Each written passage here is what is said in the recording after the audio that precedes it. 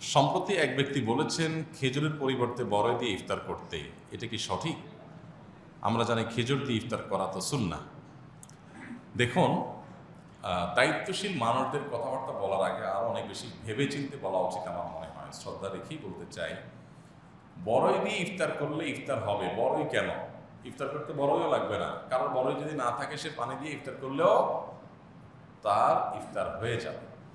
কিন্তু আপনার কেনার জন্য টাকা নাই, আপনার রিজার্ভে ডলার নাই, আপনি সেটা বলেন যে আমার রিজার্ভে ডলার নাই, আমার পকেটে টাকা নাই, সেজন্য ভাই আমি খেজুর না খাই, আপনার বড়ই খেতে চাই। তো ইসলাম বলবে টাকা না থাকলে আপনার বড়ই কেনার দরকার নেই, আপনি পানি দিয়ে ইফতার করেন, কোনো অসুবিধা নেই। ইসলাম এত কঠিন না, কিন্তু খেজুর দিয়ে ইফতার করা সুন্নাহ। অতএব সেটাকে ক্রিটিসাইজ করে যদি আপনি বলেন যে আমাদের দেশে বড়ই দিয়ে করলে কি সমস্যা, খেজুরই বা কেন লাগবে, তো এটা অজ্ঞানতার কারণে মানুষের কোনো কথা বলতে পারে। খেজুর দিয়ে ইফতার করা এটা নবী সাল্লাল্লাহু আলাইহি ওয়াসাল্লামের সুন্নাহ, ইসলাম নির্দেশিত, কোনো আলেমের দ্বিমত নাই। নট অনলি ইফতার, সাহরিতেও খেজুর খাওয়া সুন্নাহ, আমরা অনেকে জানি না। নি'মাস সাহরুল মুমিনি আত-তামর, নবী সাল্লাল্লাহু আলাইহি ওয়াসাল্লাম বলেছেন ইমানদারের সবচেয়ে উত্তম সাহরি হলো খেজুর। তো এটা নবী সাল্লাল্লাহু আলাইহি ওয়াসাল্লামের অনুকরণ এবং সুন্নাত হিসাবে এই খাবারটা গ্রহণ করার আলাদা তাৎপর্য আছে। আপনি যদি বলেন আরবিয়ানদের মধ্যে নবী সাল্লাল্লাহু আলাইহি ওয়াসাল্লাম এসেছেন তাই তিনি খেজুর দিয়ে ইফতার করেছেন, বাংলাদেশে জন্ম হলে তিনি হয়তো বড়ই দিয়ে ইফতার করতেন। তো আপনাদেরকে বলতে চাই, আরবে কিন্তু বড়ইও ছিল, আরবে বড়ইও ছিল। এবং এই যে সিদরাতুল মুনতাহা শুনেন না, এত সিদরা মানেই বড়ই গাছ। বরং আরবে আমি 10 বছর ছিলাম, আমি তো জানি সৌদি আরবে, মিডল ইস্টে অনেক জায়গায় কোনো গাছ না হইলেও বড়ই গাছ হয়। কারণ বড়ই গাছ একটু রুক্ষ পরিবেশও হয়। বড়ই গাছ আপনার অন্যান্য আমাদের অনেক গাছের মতো এত ইয়ে না, আপনার স্পর্শকাতর না। দেখা যায় মরুভূমিতে অনেক জায়গায় আমি দেখেছি সাগর পাড়ায় বড়ই হয়ে রয়েছে, দুনিয়ার বড়ই ধরে রয়েছে। তো আরবে তো বড়ই গাছও ছিল, নবী সাল্লাল্লাহু আলাইহি ওয়াসাল্লাম সেটা না খেয়ে খেজুর খেয়েছেন, নিশ্চয়ই আলাদা কি আছে, তাৎপর্য আছে। আর একটা জিনিস তো আমরা জানি যে স্বাস্থ্যবিজ্ঞানের আলোকেও এটা, গবেষণার আলোকেও এটা প্রমাণিত যে রোজা রাখলে মানুষের শরীরে সুগারের লেভেল কমে যায়। না খাইতে লম্বা একটা সময় না খেয়ে থাকার কারণে সুগার কমতে কমতে যারা ডায়াবেটিস রোগী তাদের সুগার ফল করে অসুস্থই হয়ে যায়। তো এই যে একটা লম্বা সময় আমরা না খেয়ে থাকি, খেজুরের মধ্যে যে পরিমাণ আপনার এনার্জি আছে, খাদ্যশক্তি আছে, এটা অল্প পরিমাণ খেলেও মানুষের অনেক খাদ্যের উপকার দেয়। যার কারণে সাহরি এবং ইফতার দুই টাইমে খেজুর খাওয়ার আলাদা তাৎপর্য আছে।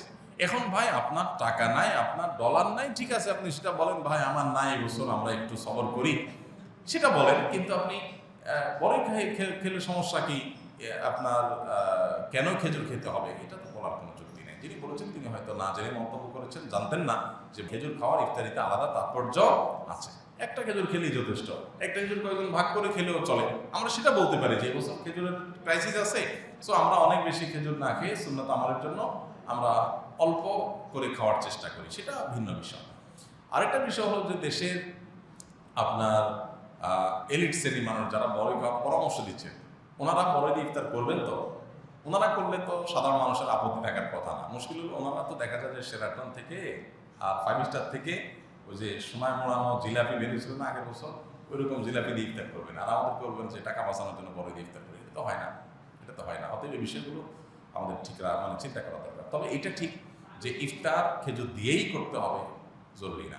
কারণ টাকা নেই, তিনি বড়ই দিয়ে ইফতার করবেন, তার নিয়ত আছে যে আমার টাকা থাকলে আমি খেজুর দিয়ে ইফতার করতাম, আল্লাহ অবশ্যই তাকে সওয়াব দিবেন। ইসলাম মানুষের সব কিছুকে সহজ করেছে, কঠিন করে নাই, এমন কিছু করে না যে মানুষের জন্য অসম্ভব। কিন্তু আমার যেটা খেতে পারতেছি না টাকার অভাবে, এখন আমি বলতেছি যে ওই যে একটা প্রবাদ আছে না, যে বিড়ালে যখন ওই তরকারি যখন উপরে থাকে ওইটা যখন লাগ না পায়, তখন বিড়ালে যদি বলে যে এটা আসলে আমার জন্য হারাম, তো এটা হবে চালাকি।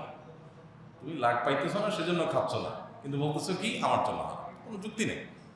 আমার অপারগতার কথা বলি, ভাই আমি এটা পারতেছি না তাই খাইলাম না, সেটা বলি, কিন্তু আমি বলতেছি না আমার কেন খাইতে হবে, এটা আমার হারাম, এটা বলা উচিত না। অতএব খেজুর দিয়ে ইফতার করার গুরুত্ব অবশ্যই আছে, আলাদা তাৎপর্য আছে।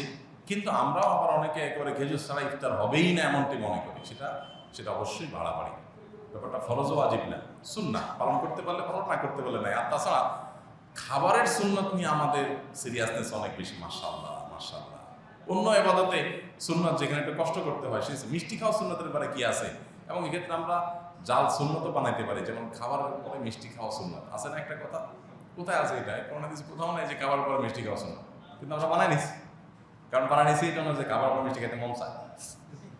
তো একজনের টাকা নাই, ডলার নাই, উনি সুন্নতরে আপনার ইয়ে করে গায়ের সুন্নত বানায় বড়ই খাইতে বলতেছে, আর আপনার আবার খাইতে মনে চাইছে এই জন্য যেটা সুন্নত না আপনি ওইটা সুন্নত বানায় নিছেন। তো নিজেদের স্বার্থে আমরা যদি দিনটাকে ব্যবহার করি সেটা দুঃখজনক হবে, এটা হওয়া উচিত না। আমাদের শরিয়া নির্দেশনার প্রতি শ্রদ্ধা থাকবে এবং জ্ঞান ভিত্তিক কথা আমরা বলবো। আল্লাহ আমাদের তৌফিক দান করুন।